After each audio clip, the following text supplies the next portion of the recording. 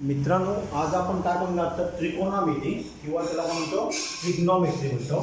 तर याच्यामध्ये आपण एकदम बेसिक पासून सुरू करणार आहे, जेणेकरून प्रत्येकाला ते काय व्हायला पाहिजे, परफेक्ट व्हायलाच पाहिजे. तर पहिल्यांदा आपण काय बघूया, तर इथे मी तुम्हाला एक ट्रायंगल दिलेला आहे, त्रिकोण दिलेला आहे आणि तो राईट अँगल ट्रायंगल आहे. राईट अँगल म्हणजे काटकोन त्रिकोण आहे. त्याच्यामध्ये मी दाखवलंय बघा, अँगल बी हा 90 डिग्री आहे किंवा त्याला काय म्हणतो आपण काटकोन म्हणतो. ए सी बी किंवा ए बी सी म्हणू शकता किंवा सी ए बी म्हणू शकता. कसंही म्हटलं तरी काय झाला, तो एकच ट्रायंगल झाला. तर याच्यामध्ये बघा, हा जो अँगल आहे त्याला मी टीटा म्हणतो किंवा कोणाला मी काय म्हणतो, टीटा म्हणतो. तर त्याच्या अगोदर तुम्हाला प्रत्येकाला माहीत असेल की त्रिकोणाच्या तिन्ही कोणांची बेरीज ही 180 असते. त्यामुळे हा जर 90 असेल तर डेफिनेटली हे दोन्ही आपण अँगल एकत्र केले म्हणजे ॲड केले किंवा बेरीज केली तर दोघांची बेरीज काय यायला पाहिजे, 90 यायलाच पाहिजे. हां, तर मी काय म्हणतो, हा जर समजा टीटा असेल तर हे आपल्याला माहिती आहे की हा टीटा 90 आहे, हा आपला टीटा झाला. तर मी इथे काय लिहिणार आहे, तर ह्या दोघांची बेरीज 90 येते. समजा आपण एक सिंपल उदाहरण घेऊया. टीटा म्हणजे 40 आहे आणि आपल्याला हा अँगल काढायचा आहे. तर मी कसा काढणार आहे, तर मला माहिती आहे की ते मला काय करावं लागेल, 90 मधून वजा करावं लागेल, 90 - 40 करावं लागेल. म्हणजे काय केलं, आपल्याला जी व्हॅल्यू मिळणार तो अँगल कुठला असणार आहे, हा असणार.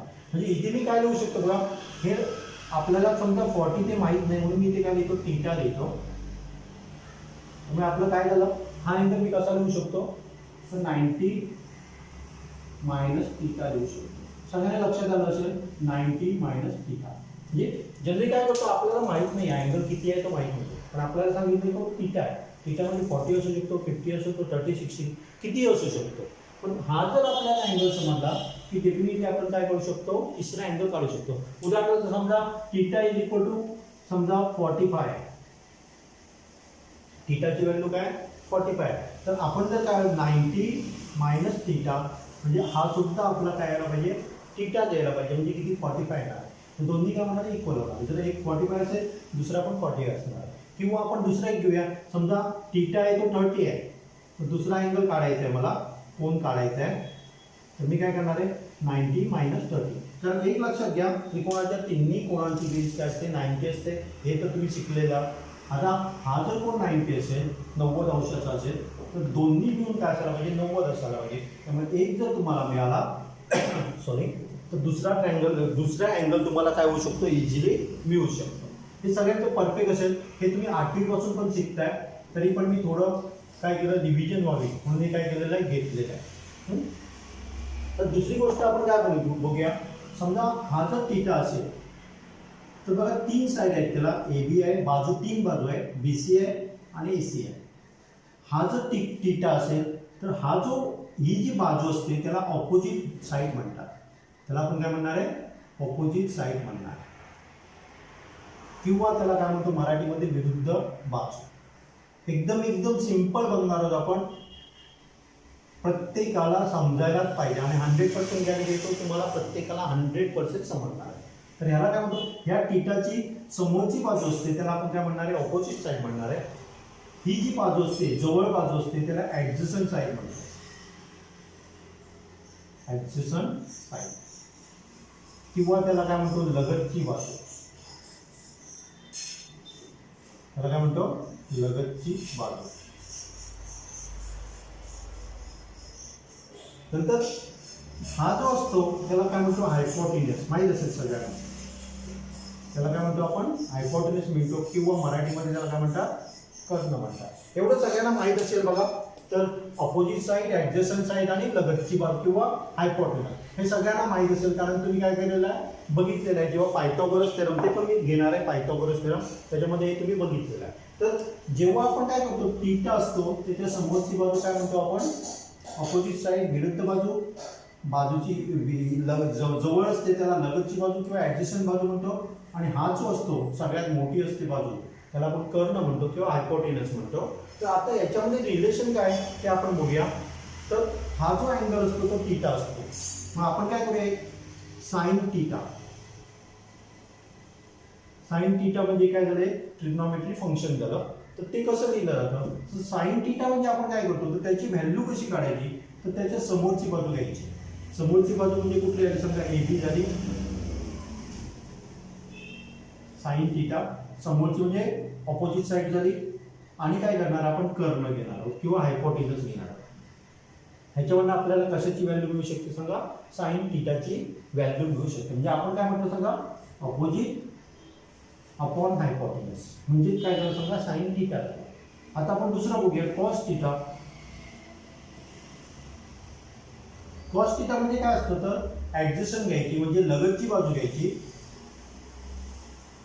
आणि डिवायडेड बाय हायपोटेनस करायची. डिवायडेड बाय मी काय केलं, हायपोटेनस केलं. त्यामुळे आपल्याला साइन थिटा म्हणजे परत एकदा लक्षात घ्या, विरुद्ध बाजू घ्यायची, त्या अँगलची जी विरुद्ध बाजू किंवा opposite side divided by hypotenuse. Hypotenuse म्हणजे आपण काय म्हणतो त्याला, कर्ण म्हणतो.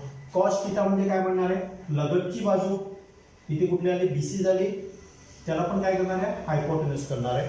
आणि जर आपण बघितलं टेन थिटा पण आपण इथे बघूया, टेन थिटा इक्वल टू, ह्याच्यामध्ये काय असतं तर अपोजिट बाजू म्हणजे आपली काय झाली समजा ए बी झाली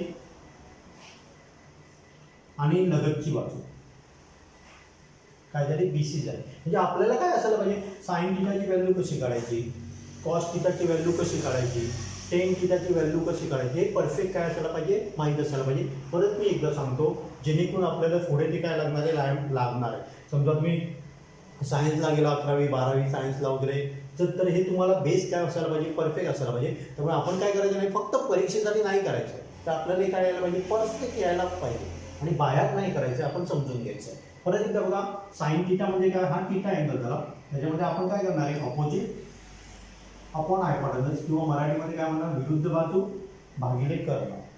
कॉस थिटा म्हणजे काय असतो, लगतची बाजू भागिले कर्ण किंवा त्याला काय म्हणतो adjacent side divided by hypotenuse. Tan theta म्हणजे काय असतं तर अपोजिट अपॉन ॲडजस्टंट किंवा विरुद्ध बाजू भागिले लगतची बाजू. तिथे पाहिजे तर तुम्ही लिहून पण घेऊ शकता, अपोजिट डिवायडेड वगैरे. हे तुमच्या 8वीमध्ये झालेलं बघा, 9वीमध्ये, 8वीमध्ये नाही 9वीमध्ये झालेलं. आता आपण काय करूया, ह्या दोघांमध्ये आणि याच्यामध्ये रिलेशन काय ते बघूया, काय संबंध आहे का बघूया आपण. समजा मी काय करतो बघा, साइन थिटा घेतो आणि डिवायडेड बाय कॉस थिटा करतो, ह्याची व्हॅल्यू काय मिळते बघूया. साइन थिटाची व्हॅल्यू काय आपण बघितली तर A B divided by A C आहे आणि कॉस थिटाची व्हॅल्यू आहे B C divided by A C.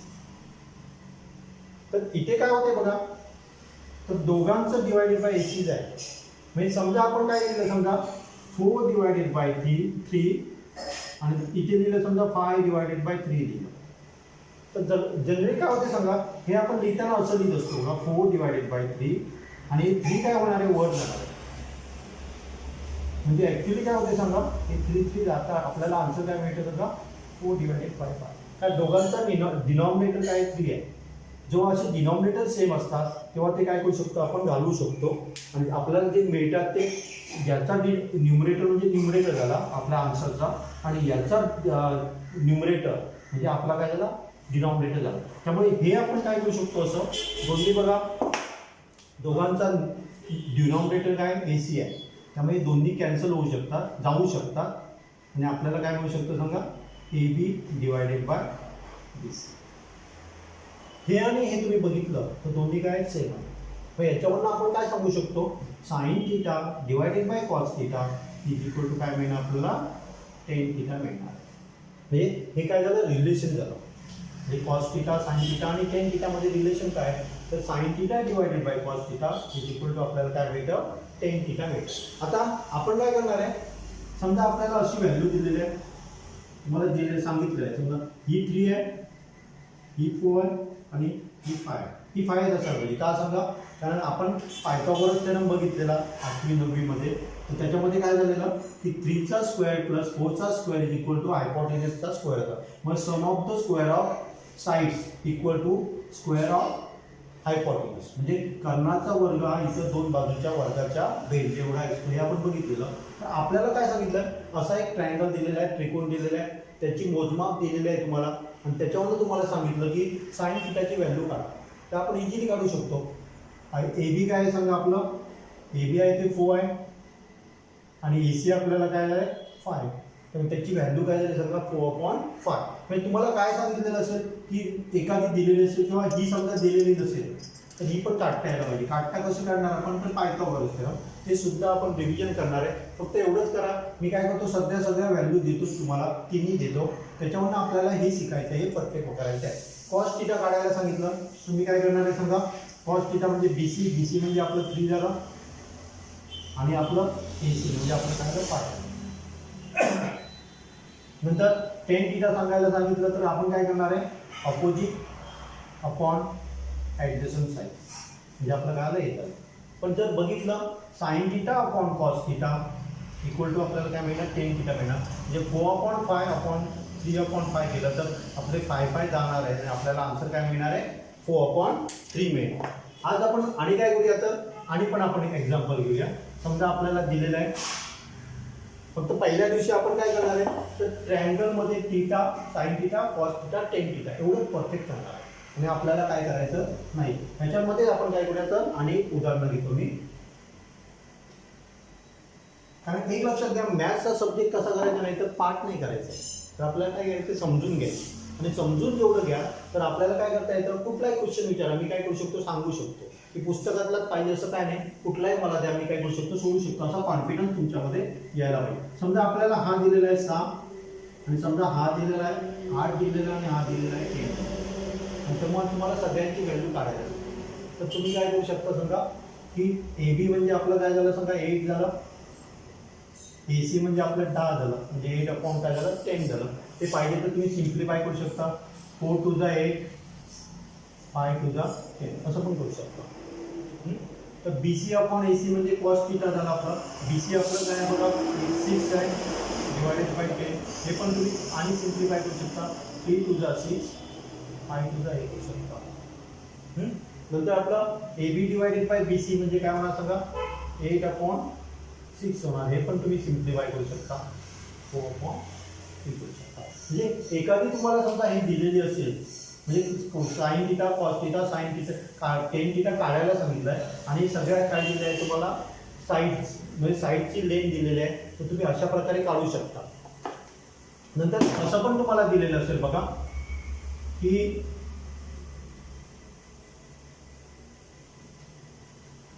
समजा तुम्हाला काय दिलं साइन थिटा दिलेलं आहे, साइन थिटा तुम्हाला दिलेला आहे समजा 8/10 दिलेलं आहे आणि त्याच्यावरनं तुम्ही काय काढायला सांगितलं, तुम्हाला कॉस थिटा सांगितलं काढायला सांगितलं. तर पहिली गोष्ट आपण काय करणार आहे तर साइन थिटा म्हणजे आपलं काय झालं सांगा, साइन थिटा हा आहे, थिटा अँगल हा आहे, साइन थिटा म्हणजे काय ऑपोजिट अपॉन हायपोटेनस म्हणजे आपल्याला 8/10 मिळालं. त्याच्यावरनं पहिली आपल्याला हे काढता येईल, त्याची व्हॅल्यू किती असणार आहे तर 6 असणार. हे कसं काढलं तर पायथागोरस थेरम जो तुम्ही 9वी मध्ये काय केलेला शिकलेला, त्याच्यामध्ये आपण रिव्हिजन परत एकदा सांगतो की त्याची रिव्हिजन आपण एकदा घेणार आहोत, उद्या आपण काय करणार आहोत त्याच्याशी रिलेटेड बघणार आहोत. तर एकदा तुम्हाला ही काढली, मी कशी काढली बघा, तर आपण परत इथे बघा थोडक्यात मी सांगतो, एसीचा स्क्वेअर पायथागोरस थेरम लिहितो बघा इथे, एसीचा स्क्वेअर इज इक्वल टू एबीचा स्क्वेअर प्लस बीसीचा स्क्वेअर. त्याच्यापैकी काय काय माहिती आहे मला, हे समजा आपण मी काढलेलं आहे पण काढलं आपल्याला काढायचं आहे, तर मी काय करणार ह्याचा स्क्वेअर म्हणजे काय आला 10चा स्क्वेअर इज इक्वल टू एबीचा स्क्वेअर म्हणजे काय आला आपला 8चा स्क्वेअर प्लस बीसीचा स्क्वेअर. 10चा स्क्वेअर आपल्याला सगळ्यांना माहिती आहे 100 आहे, 8चा स्क्वेअर आपण केला तर 64 येतो प्लस बीसी स्क्वेअर. म्हणजेच काय करू शकतो सांगा, हे या बाजूला घेतले 100 - 64 is equal to BC square, म्हणजेच काय आलं बीसी इक्वल टू हे 36 मिळतं बीसी स्क्वेअर, त्यामुळे आपल्याला काय मिळणार बीसी इज इक्वल टू 6 मिळणार. हे तिसरी बाजू मिळाली. म्हणजे काटकोन त्रिकोणात जर तुम्हाला 2 बाजू दिलेल्या असेल तर पायथागोरस थेरमच्या सहाय्याने तुम्ही काय करू शकता तिसरी बाजू काढू शकता. आपल्याला काय मिळाली 6 मिळाली. म्हणजे उदाहरण म्हणजे एक्झाममध्ये अशा प्रकारचे पण क्वेश्चन तुम्ही एक्सपेक्ट करू शकता. तर आपलं काय झालं सांगा इथे कॉस थिटा म्हणजे काय झालं, कॉस थिटा म्हणजे आपला बीसी डिवायडेड बाय एसी. बीसीची व्हॅल्यू आपण काढली, बीसीची व्हॅल्यू किती आहे 6 आहे, त्यामुळे इथे 6 लिहिणार आहे आणि एसी म्हणजे काय झालं सांगा 10 झालं. तुम्हाला सांगितलं 10 थिटाची पण व्हॅल्यू काढा, तर आपण इझिली काढू शकतो. 10 थिटा म्हणजे काय असणार आहे ऑपोजिट म्हणजे आपलं काय झालं सांगा A B divided by B C. A B आपलं किती आहे 8 आहे BC किती आहे 6 आहे. म्हणजे असं पण तुम्हाला दिलं जाईल की दोन साईडची लेंथ दिलेली आहे, त्याच्यावर तुम्हाला काय काढता यायला पाहिजे, तिसऱ्या साईडची लेंथ काढता यायला पाहिजे. म्हणजे आज आपण एवढंच करायचं. काय करायचं आहे, वेगवेगळे ट्रायंगल घ्यायचे. मी तुम्हाला काय देणार आहे, होमवर्कला पण देणार आहे. आणि याच्यामध्ये पहिली गोष्ट काय करायची समजून घ्या. आपल्याला साइन थीटा कसा काढतो, कॉस थीटा कसा काढतो, आणि त्याच्यावरनं आपण काय करू शकतो, टेन थीटा कशा प्रकारे काढू शकतो. दुसरी गोष्ट इथे फक्त तुम्हाला सांगून ठेवतो, जे आपण काय करणार आहे उद्या घेणार. तर हा थीटा असेल तर आपण बघितलं हा काय असणार आहे 90 मायनस थीटा असणार. समजा हा जर कन्सिडर केला आपण, त्याची व्हॅल्यू काढायची आहे.